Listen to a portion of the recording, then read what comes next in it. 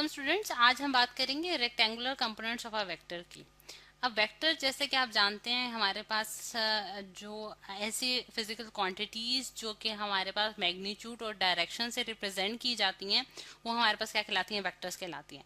अगर आप देखें स्टूडेंट्स कि हम लोग जो कोई भी हमारे पास अगर वेक्टर हो, अगर हम उसको रिजॉल्व करें उसके कंपोनेंट्स में, यानी कि ए जो है जिस तरह से अगर वेक्टर है और उसको रिजॉल्व कर लें उसको, यानी कि उसकी जो है आप ये कह सकते हैं कि हम उसकी सिंप्लीफिकेशन करना चाह रहे हो या फिर उसकी रेजोल्यूशन करना चाह रहे हो, तो हम उसको जो है वो डिफरेंट तरीकों से रिजॉल्व कर सकते हैं। ठीक है। अब रिजॉल्व करने का जो बेसिकली मकसद होता है वो ये होता है कि हम उसको उसका सोल्यूशन फाइंड आउट करना चाह रहे होते हैं बेसिकली।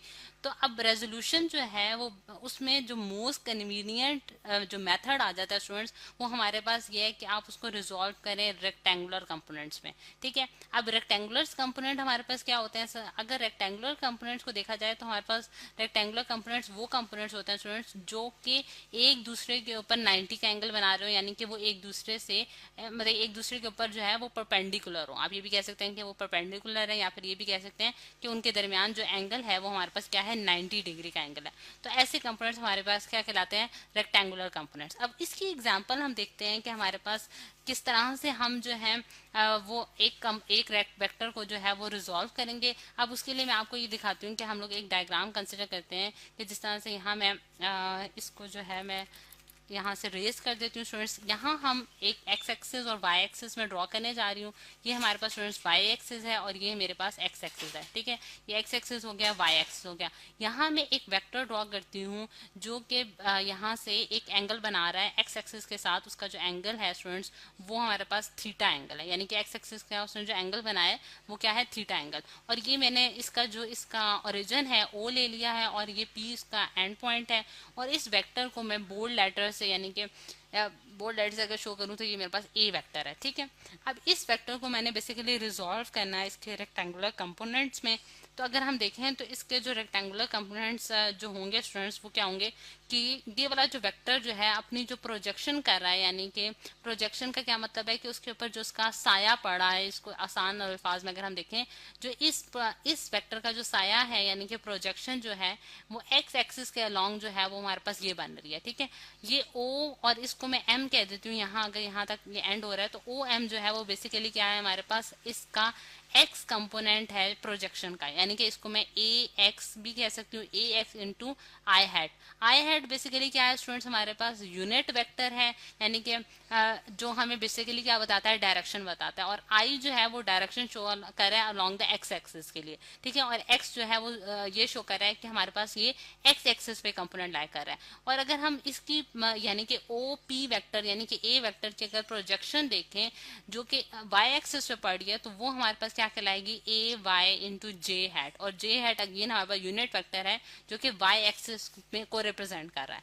तो ये हमारे पास दो कंपोनेंट्स आ गए, ए एक्स आई हैट और ए वाई जे हैट। अगर हम देखें कि ए एक्स आई हैट और ये वाली लाइन यानी कि ये ओ, और इसको मैं यहाँ मैं इसको कह देती हूँ कि ये ओ एन है। ठीक है, ये एन पॉइंट है। ठीक है, ओ एन। और अगर आप एम पी को देखें तो ये सिमिलर है, यानी कि एक दूसरे के पैरेलल है। तो हमें जो है इसके जरिए, यानी कि यहाँ मैं लिख भी देती हूँ कि ओ एन जो है वो हमारे पास किसके बराबर है, एम पी के बराबर है। तो इस वजह से मैं ये कह सकती हूँ कि ये भी लाइन जो है बेसिकली वाई एक्सिस की ही प्रोजेक्शन है, जिससे आप देख सकते हैं कि हमारे पास ये जो दो कंपोनेंट्स हैं इनके दरमियान एंगल कितना बन रहा है, यानी कि ओ एम और ओ एन के दरमियान जो एंगल है स्टूडेंट्स वो हमारे पास क्या है, 90 डिग्री का एंगल है।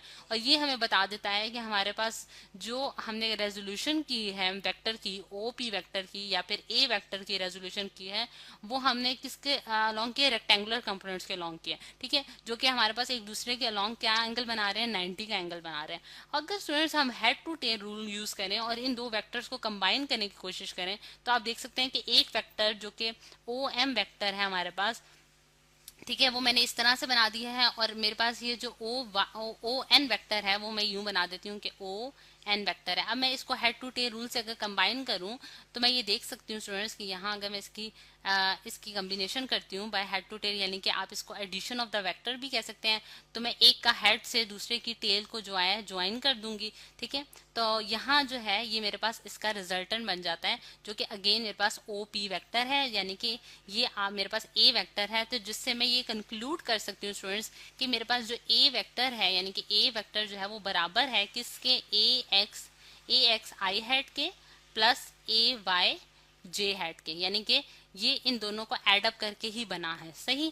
क्योंकि मैं जानती हूँ कि ओ एम जो है वो मेरे पास ए एक्स आई हेड के बराबर है और ओ एन जो है वो मेरे पास ए वाई जे हेड के बराबर है। तो इस तरह से मैंने by using head to tail rule या फिर वेक्टर एडिशन का जो रूल है उसके तहत मैंने ये जो है ये कंक्लूजन निकाली है कि ए जो है वो ए एक्स आई हेड प्लस ए वाई जे हेड के बराबर आ गया, ठीक है। और ये जो दो कंपोनेंट्स हैं, यानी कि ए एक्स और ए वाई जो है ये स्टूडेंट्स हमारे पास क्या कहलाते हैं, rectangular components of a vector A. ये हमारे पास रेक्टेंगुलर कंपोनेंट्स हैं क्योंकि ये दोनों आपस में 90 का एंगल जो है वो ड्रॉ कर रहे हैं। अब जो सेकंड क्वेश्चन हमारे दिमागों में राइज कर रहा है वो ये है कि हमारे पास ए एक्स की जो है वो स्टूडेंट्स वैल्यू क्या होंगी और ए वाई की हमारे पास क्या वैल्यू होगी, यानी कि ये जो है ये इसकी जो मतलब वैल्यू है वो हम किस तरह से निकालेंगे। उसके लिए हम स्टूडेंट्स हम लोग जो ट्रिग्नोमेट्रिक रेशियोज हैं उसका कॉन्सेप्ट यूज करते हैं। और अगर आप फिगर की तरफ देखें तो अगर हम कॉज ऑफ थीटा यूज करें, कॉज ऑफ थीटा की वैल्यू देखें तो कॉज हमारे पास होता है बेस डिवाइडेड बाय हाइपोटेन्यूज, ठीक है। Base divided by hypotenuse, base हमारे पास क्या है ओ एम है और हाइपोटेन्यूज हमारे पास क्या है ओ पी है, ठीक है। और अगर मैं इसमें वैल्यूज पुट करूं यहाँ तो कॉज ऑफ थीटा की वैल्यू मेरे पास क्या आ जाती है स्टूडेंट्स, यहाँ अगर हम इसको थोड़ा सा यहाँ देखें तो cos of theta O M हमारे पास क्या है ए एक्स के बराबर है, ठीक है। अगर मैं डायरेक्शन को जो है वो इसमें कंसिडर नहीं करी क्योंकि मैं मैग्नीट्यूड्स निकालना चाह रही हूँ बेसिकली, और ओ पी मेरे पास ए के बराबर है। तो जिससे मुझे पता चल गया कि मेरे पास ए एक्स जो है वो स्टूडेंट्स किसके बराबर होगा, ए कॉज ऑफ थीटा के बराबर आ गया, ठीक है। मेरे पास ए एक्स क्या आ गया, ए कॉज ऑफ थीटा के बराबर आ गया। अब इसी तरह मैं ए वाई भी निकाल सकती हूँ कि अगर मैं साइन ऑफ थीटा यानी कि trigonometric sine of theta use करूँ तो मुझे पता है साइन जो है वो परपेंडिकुलर अपॉन हाइपोटेन्यूज के बराबर होता है। और परपेंडिकुलर हमारे पास इस केस में हमारे पास क्या है, एम पी है या फिर ओ एन भी कह सकते हैं, ठीक है। ओ एन ही लिख देते हैं हम लोग, O N divided by H P जो है यानी कि हाइपोटेन्यूज जो है हमारे पास किसके बराबर है, ओ पी के बराबर है। तो जिससे मैं ये कंक्लूजन निकाल सकती हूँ कि साइन ऑफ थीटा मेरे पास ओ एन जो है वो मेरे पास ए वाई है क्योंकि मैं इसमें से मैग्नीट्यूड्स ले रही हूँ, और ओ पी जो है मेरे पास ए के बराबर है। और ये इंप्लाई कर रहा है क्या हमारे पास स्टूडेंट्स कि हमारे पास ए वाई जो है वो हमारे पास किसके बराबर है, ए साइन ऑफ थीटा के, ए साइन ऑफ थीटा, यानी कि ए वाई का भी मैंने वैल्यू निकाली है स्टूडेंट्स और ए एक्स की भी वैल्यू मैंने कैलकुलेट कर ली है बाय यूजिंग ट्रिग्नोमेट्रिक रेशियोज। और आप जानते हैं कि हम ट्रिग्नोमेट्रिक रेशियोज कब यूज करते हैं, जब हमारे पास कोई राइट एंगल ट्राइंगल होती है।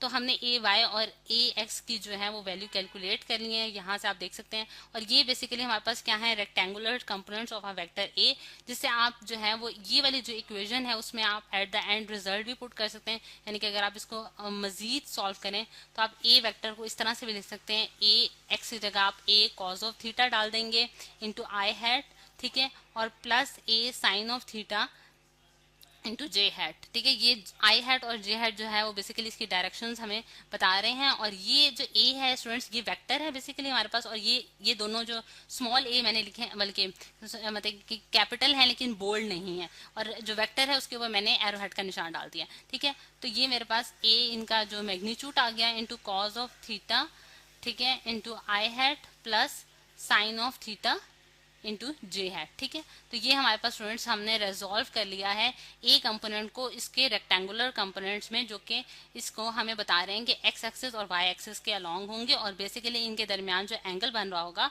वो 90 डिग्री का एंगल होगा। तो स्टूडेंट्स इस तरह से हम जो है डिफरेंट वेक्टर्स को जो है रिजोल्व कर सकते हैं, उनको रेक्टेंगुलर कंपोनेंट्स में रिजोल्व कर सकते हैं। और ये हमारे पास एक बेस्ट मैथड है कि हम जिससे हम वेक्टर की जो है वो सोल्यूशन फाइंड आउट कर सकते हैं और उसको जो है मतलब कि उसकी वैल्यूज में जो है उसको स्प्लिट कर सकते हैं।